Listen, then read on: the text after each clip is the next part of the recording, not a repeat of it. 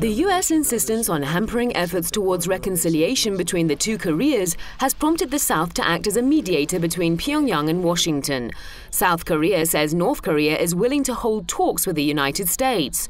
Seoul also says Pyongyang agrees that talks between the two Koreas and the U.S.-North relations should improve together. Sanctions alone are not going to solve this crisis. Sanctions are a tool in our toolkit, but we need to get to the negotiating table in order to leverage those sanctions into some sort of arrangement that halts and then reverses North Korea's nuclear and missile progress.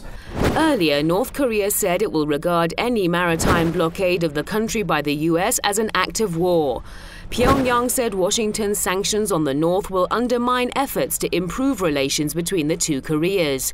Such unilateral moves by the U.S. made matters worse. The moves are notoriously blamed by many countries for being the real source of tensions on the Korean peninsula.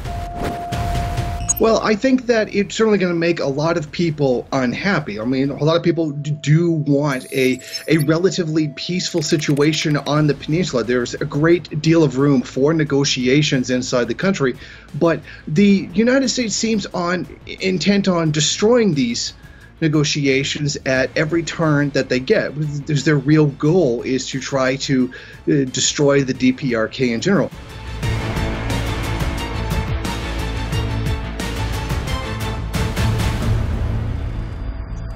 U.S. President Donald Trump has on numerous occasions engaged in a war of words with North Korea since January 2016, when he took office. This he has done through making statements in speeches or via Twitter, his cyber tool of choice to hammer his adversaries. He has even made veiled threats of war against the North. North Korea has responded in kind by making threats of missile attacks on the U.S. mainland. Pyongyang has also conducted a number of intercontinental ballistic missile tests to prove its capability to launch an attack. North Korea's toughness on Trump has paid off, forcing him to tone down his rhetoric. Well, I think there's a very good chance that the United States is just trying to sabotage the DPRK. It seems like that's the one relic left over from the Cold War that has not yet been solved. The determination of the DPRK has been to maintain their own independence. They are one of the few countries left that has remained a stalwart defender of anti-imperialism around the world, and has been a great supporter in assisting others to achieve those same ends.